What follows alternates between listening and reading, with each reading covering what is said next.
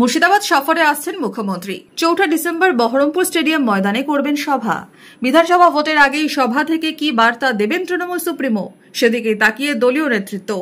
মুখ্যমন্ত্রীর সভার প্রস্তুতি শুরু করে দিল তৃণমূল নেতৃত্ব। বুধবার বহরমপুর মুর্শিদাবাদ সাংগঠনিক জেলা তৃণমূল কার্যালয়ে প্রস্তুতি বৈঠক করলেন মুর্শিদাবাদের 2 সাংগঠনিক জেলা তৃণমূল নেতৃত্ব।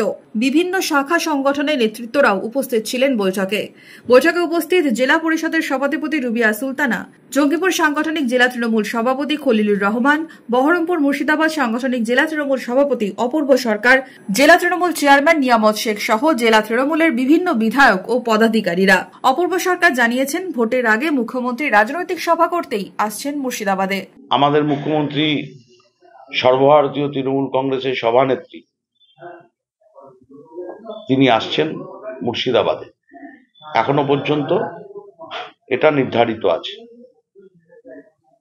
এবং তিনি রাজনৈতিক জনসভা করার জন্যই তিনি এখানে আসছেন।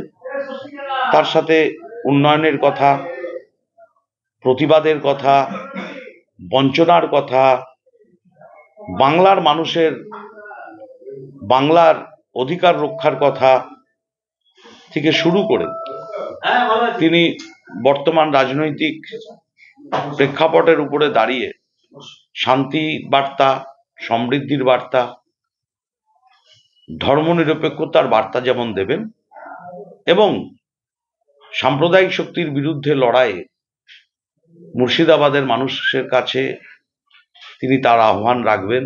2 সাংগঠনিক জেলার সর্বস্তরের বুথ স্তর থেকে শুরু করে জেলা স্তর, রাজ্য স্তরের যারা নেতৃত্ব বা আমাদের সহকর্মী, আমাদের শুভানুধ্যায়ী, বুদ্ধিজীবী, শাখা সংগঠন, সবাইকে সাথে নিয়ে আমরা এই সভা সফল করার জন্য নিশ্চিতভাবে আমরা আমাদের কাজ করব, চেষ্টা করব। বহরমপুর স্টেডিয়াম ময়দানের সভার প্রস্তুতি, কত সংখ্যক দলীয় কর্মী সমর্থক সভায় যোগ দেবেন তা নিয়ে বিস্তারিত আলোচনা হয় বৈঠকে। Bureau report, Madhyabanga news. Murshidabad khadi মেলা 2025 শুভ উদ্বোধন 26 নভেম্বর। স্থান বহরমপুর ব্যারেক স্কয়ার ময়দান। প্রতিদিন দুপুর 12টা থেকে রাত্রি 9টা। মেলা চলবে 10 ডিসেম্বর অবধি। প্রবেশ অবাধ।